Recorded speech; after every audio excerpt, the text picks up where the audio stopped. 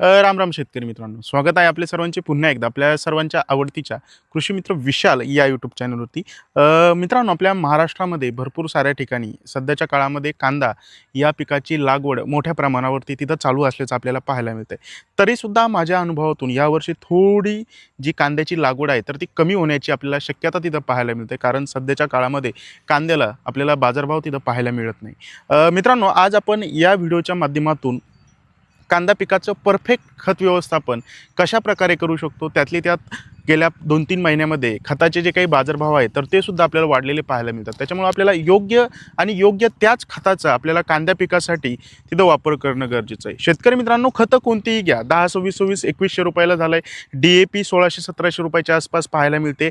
20-20-0-13 1900 रुपयाच्या आसपास, 24-24 त्याची मला आठवत नाही आता किंमत. MOP पोटॅश 1800 रुपयाच्या आसपास आपल्याला पाहायला मिळतोय.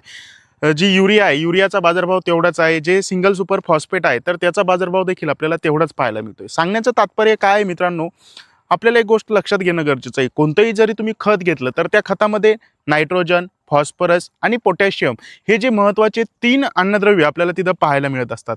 आणि आपल्या कांद्या पिकाचा जर विचार केला तर कमीत कमी नायट्रोजनची गरज आपल्याला भासलेली पाहायला मिळते. खास करून उन्हाळी कांद्याचं जे नियोजन आहे तर ते आज आपण इथं पाहणार आहोत.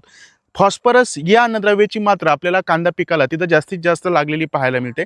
त्याच्यासोबतच जो काही कांदा पोसण्यासाठी पोटॅश या अन्नद्रव्याची सुद्धा आपल्याला कांदा पिकासाठी तिथं गरज भासलेली पाहायला मिळते.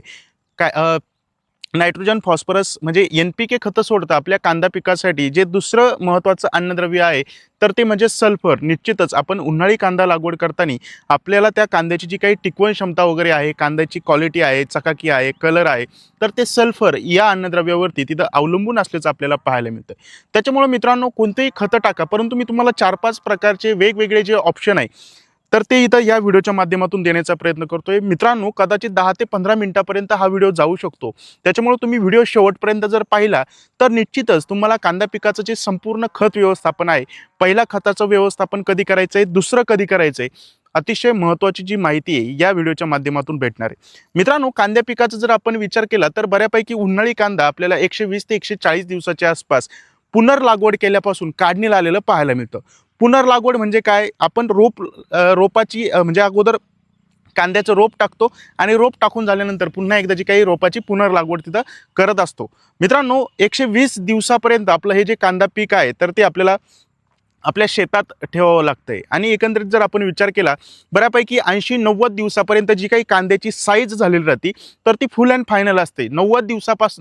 90 दिवसाच्या पुढं आपल्याला जी काही कांद्याची साईज आहे तर ते होत नाही. म्हणजे आपल्याला कांद्या पिकाला जी काही अन्नद्रव्याची गरज आहे तर ती बऱ्यापैकी 70-80 दिवसाच्या आसपास आपल्याला कांद्या पिकाला जी काही अन्नद्रव्याची गरज आहे तर ती भासलेली तिथं पाहायला मिळते. मित्रांनो, 90 दिवस म्हणजे अतिशय कमी कालावधीचं हे पीक असल्याचं आपल्याला पाहायला मिळते, कारण 90 दिवसानंतर जी काही पात आहे तर ती पात पडायला तिथं सुरुवात झालेली असते. त्याच्यामुळे एकंदरीत जर आपण विचार केला, पहिलं खत व्यवस्थापन जे आहे तर ते आपल्याला लागवड करते वेळेसच, म्हणजे लागवड पूर्वी सुद्धा जर तुम्ही 1-2 दिवस अगोदर शेतात टाकून दिलं तरी सुद्धा चालेल. किंवा शेतकरी मित्रांनो, लागवड करून झाल्यानंतर ज्यावेळेस तुम्ही आंबवणीचं पहिलं पाणी देता तर पहिलं पाणी देताना आपल्याला पहिलं खत व्यवस्थापन करायचं आहे. आता कोणत्याही खताचा जर बऱ्यापैकी विचार केला तर आपल्या त्या पिकाला लागू होण्यासाठी 25 ते 30 दिवसाचा प्रॉपर कालावधी लागतो. आता दुसऱ्या खत व्यवस्थापनाचा जर आपण विचार केला तर 30 ते 40 दिवसाच्या आसपास आपल्याला आपल्या कांद्या पिकाला दुसरं जे काही खत व्यवस्थापन आहे तर ते करून घेणं गरजेचं आहे. म्हणजे बऱ्यापैकी जे तुम्ही सुरुवातीला टाकता तर ते 30-40 दिवसापर्यंत आपल्या कांद्या पिकाला काम करेल, आणि जे 30-40 दिवसाच्या आसपास टाकतात तर ते 70-80 दिवसाच्या आसपास आपल्या कांद्या पिकाला काम करताना तिथं पाहायला मिळेल. आणि एकंदरीत तुमच्या कांद्याची जी साईज आहे तर ती जास्तीत जास्त होऊ शकते. मित्रांनो, सुरुवातीच्या काळामध्ये आता पहिलं खत व्यवस्थापन अतिशय थोडक्यात जाणून घेऊया. सुरुवातीच्या काळामध्ये आपल्या कांद्याच्या पातीचे जास्तीत जास्त फुटवे होण्यासाठी, कांद्याची मान जाड होण्यासाठी, त्याच्यासोबतच शेतकरी मित्रांनो, कांद्याच्या मुळांचा जास्तीत जास्त विकास होण्यासाठी आपल्याला जे काही फॉस्फरस, ज्याला आपण स्फुरद म्हणतो, तर जास्तीत जास्त स्फुरदयुक्त खतांचं आपल्याला पहिलं खत व्यवस्थापन करताना तिथं वापर करायचा आहे. आणि त्याच्यासोबतच थोडंफार नायट्रोजन आणि थोडंफार जे काही पोटॅश आहे, पालाश आहे, तर या अन्नद्रव्याचा तिथं वापर करायचा आहे. आणि निश्चितच जे काही सल्फर मी तुम्हाला सांगणार आहे तर त्याचा आवर्जून आपल्याला पहिल्या आणि दुसऱ्या खत व्यवस्थापनामध्ये खतामध्ये सुद्धा तिथं वापर करणं गरजेचं आहे. आता निश्चितच काही शेतकरी मला कमेंट करतील की सर तुम्ही मागच्या वर्षीच्या व्हिडिओमध्ये हे खत व्यवस्थापन सांगितलं, आता ते का सांगताय? मित्रांनो, निश्चितच बाजारामध्ये बाजारभावाचा म्हणजे खतांच्या भावांचा अंदाज घेऊन आपल्याला जे काही प्रॉपर खताचे जे डोस आहेत, एकंदरीत आपला जो खर्च आहे तर तो सुद्धा तिथं कमी करणं कुठंतरी आवश्यक असतं. मित्रांनो, सुरुवातीच्या काळामध्ये तुम्ही एकतर 10-26-26 या खताचा वापर करू शकता. मित्रांनो, जर 10-26-26 जर भेटलं तर तुम्ही 75 किलो प्रति एकरासाठी 10-26-26 चा वापर करा. याच्यासोबत शेतकरी मित्रांनो, गेल्या वर्षी एक नवीन खत आलेलं आहे, ट्रिपल सुपर फॉस्फेट, ज्याला आपण TSP म्हणतो. तर 75 किलो आपल्याला 10-26-26 चा वापर करायचा आहे आणि जे काही TSP आहे याच्यामध्ये 46% फॉस्फरस या अन्नद्रव्याची मात्रा आपल्याला पाहायला मिळते आणि 15% जे काही कॅल्शियम आहे तर ते सुद्धा या खतामध्ये पाहायला मिळते.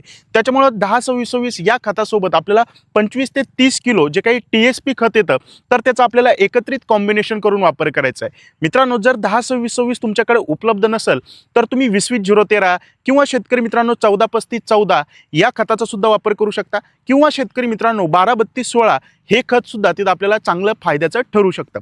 एकतर 10-26-26 किंवा शेतकरी मित्रांनो 14-35-14 किंवा 12-32-16 किंवा 20-20-13 यांसारख्या खताचा वापर करा 75 किलो प्रति एकरासाठी आणि जे काही 25 ते 30 किलो जे TSP खत आहे तर त्याचा आवर्जून वापर करा. हे झालं एक प्रॉपर कॉम्बिनेशन.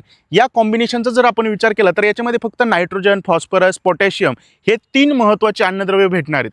परंतु आपल्या कांद्या पिकासाठी जे काही सल्फर आहे तर सल्फर या अन्नद्रव्याची सुद्धा तिथं जास्तीत जास्त गरज असते. त्याच्यामुळं महादन कंपनीचं दाणेदार स्वरूपातलं बेनसल्फ या नावाचं एक खत उपलब्ध आहे. मित्रांनो, तुम्ही बेनसल्फचा वापर करू शकता किंवा दाणेदार स्वरूपातलं इतर कोणत्याही, जसं कोरोमंडलचं येतं आहे किंवा अजून 1-2 कंपन्यांचे ते दाणेदार स्वरूपातले सल्फरयुक्त खतं येतात तर त्याचा आपल्याला 10 किलो प्रति एकरासाठी वापर करायचा आहे. एकतर 10-26-26 किंवा जे तुम्हाला ऑप्शन सांगितले त्याच्यापैकी एक TSP एक आणि त्याच्यासोबत सल्फर आपल्याला फक्त 10 किलो वापरायचा आहे. अशा प्रकारे हा जो काही पहिला खत व्यवस्थापनाचा आपला पहिला प्रॉब्लेम तिथं सॉल्व्ह झालेला आपल्याला पाहायला मिळेल. या खताचा वापर केल्यामुळे एकतर म्हणजे सुरुवातीला तुमच्या कांद्याची झपाट्यानं वाढ होईल, फुटवे चांगले निघतील, कांद्याच्या पातीचे माना जाड झालेले आपल्याला पाहायला मिळतील आणि त्याच्यासोबतच मुळांचा सुद्धा जास्तीत जास्त विकास होईल आणि बऱ्यापैकी 30-40 दिवसापर्यंत हे जे काही खत आहे तर ते आपल्या कांदा पिकासाठी काम करताना पाहायला मिळेल. आता प्रश्न पडला दुसऱ्या आणि सगळ्यात महत्त्वाच्या खत व्यवस्थापनाचा. मित्रांनो, दुसरं खत व्यवस्थापन करताना आपल्याला एक गोष्ट लक्षात ठेवायची आहे. आता बऱ्यापैकी पहिल्या खत व्यवस्थापनामुळं तुमच्या कांद्याचे जे काही फुटवे त्याच्यासोबतच माना झाड झालेले आपल्याला पाहायला मिळतील. दुसऱ्या खत व्यवस्थापनामध्ये कांद्याची साईज कशी होईल? आता कांद्याची साईज, आकार, वजन वाढीसाठी पोटॅश, ज्याला आपण पालाश म्हणतो, तर हे अन्नद्रव्य आपल्याला तिथं काम करताना पाहायला मिळतं. तर दुसरं खत व्यवस्थापन करताना आपल्याला जास्तीत जास्त पोटॅशयुक्त खतांचा तिथं वापर करणं गरजेचं आहे. जास्तीत जास्त पोटॅशयुक्त खतं कोणती आहेत? 10-26-26 मध्ये 26 किलो आपल्याला जे काही पोटॅश या अन्नद्रव्याची मात्रा पाहायला मिळते. म्हणजे 100 किलो 10-26-26 मागे 26 किलो किंवा 26% जे काही पोटॅश किंवा पालाश आहे तर याची मात्रा पाहायला मिळते. 14-35-14 या खतामध्ये आपल्याला 14% जे काही पोटॅश या अन्नद्रव्याची मात्रा पाहायला मिळते. 8-21-21 आहे, 9-24-24 आहे, यांसारख्या खतामध्ये सुद्धा 21% आणि त्याच्यासोबतच 24% जे काही पोटॅश या अन्नद्रव्याची मात्रा जी आहे तर ती पाहायला मिळते. आता याच्यात सुद्धा असा प्रश्न आहे की तुमच्या तिकडं कोणतं खत उपलब्ध आहे? याच्यामध्ये सुद्धा सेम ऑप्शन आहेत मित्रांनो. एकतर तुम्ही 14-35-14 किंवा शेतकरी मित्रांनो जे 12-32-16 आहे किंवा 10-26-26 आहे किंवा 20-20-13 आहे. शक्यतो इथं नत्रयुक्त खतांचा कमी वापर करा. म्हणजे 24-24 किंवा DAP किंवा 20-20 हे जे 3 खतं आहे तर ते दुसरं खत व्यवस्थापन करताना वापरू नका. कदाचित जास्त नायट्रोजनचा, नत्राचा जर आपण जास्तीत जास्त जर वापर केला तर आपला जो काही कांदा आहे तर तो चाळीमध्ये टिकत नसतो. मग ऑप्शन कोणते आहेत? एकतर 10-26-26 आहे, 10-26-26 भेटलं तर 75 किलो प्रति एकरासाठी 10-26-26 वापरा किंवा 14-35-14 जर भेटलं तर 2 बॅगा प्रति एकरासाठी 14-35-14 वापरा किंवा 12-32-16 जर भेटलं तर आपल्याला 1.5 बॅग म्हणजे 75 किलो ते 2 बॅगाच्या आसपास जे 12-32-16 आहे तर याचा वापर करायचा आहे. हे झालं एक कॉम्बिनेशन. याच्यासोबत शेतकरी मित्रांनो सेपरेट पोटॅश भेटतो पहा, जो MOP पोटॅश होतो, ज्याच्यामध्ये 60% पोटॅश या अन्नद्रव्याची मात्रा आहे. तर आपल्याला MOP पोटॅश याच खतामध्ये 25 किलो प्रति एकरासाठी कंपल्सरी टाकायचा आहे. याचा फायदा काय होईल माहिती का? जो काही पोटॅश आहे तर तो 30-35 दिवसाच्या आसपास आपल्या पिकाला लागू होतो. 30-40 दिवसांनी ज्यावेळेस तुम्ही टाकताल तर बऱ्यापैकी 70-80 दिवसाच्या आसपास तुमच्या कांद्याची ज्यावेळेस एक्झॅक्ट साईज व्हायला सुरुवात झालेली असते, तर अशा टायमाला जो काही पोटॅश आहे तर तो उपलब्ध झालेला आपल्याला पाहायला मिळेल आणि अशा प्रकारे प्रॉपर तुम्ही दुसरं खत व्यवस्थापन करून घेऊ शकता. जर थोडंफार बजेट असेल तर तुम्ही पुन्हा एकदा याच्यामध्ये सल्फर 10 किलो प्रति एकरासाठी आवर्जून टाका. तर पहिलं खत व्यवस्थापनाच्या कॉम्बिनेशनमध्ये जे TSP येतं, ज्याच्यामध्ये 46% स्फुरदची मात्रा आहे, ते अतिशय महत्त्वाचं आहे. दुसऱ्या खत व्यवस्थापनामध्ये जे MOP पोटॅश येतं, ज्याच्यामध्ये 60% पोटॅशची मात्रा आहे, तर ते सुद्धा अतिशय महत्त्वाचं आहे. तर अशा प्रकारे जे 2 खत व्यवस्थापन आहे तुमच्या कांदा पिकाला करून घ्या. याच्या व्यतिरिक्त तुमच्या मनामध्ये कुठला प्रश्न पडला असेल तर मला खाली कमेंट करा. हा व्हिडिओ इतर गरजवंत कांदा उत्पादक शेतकऱ्यांच्या WhatsApp ग्रुपला आवर्जून शेअर करा. तोपर्यंत रामराम.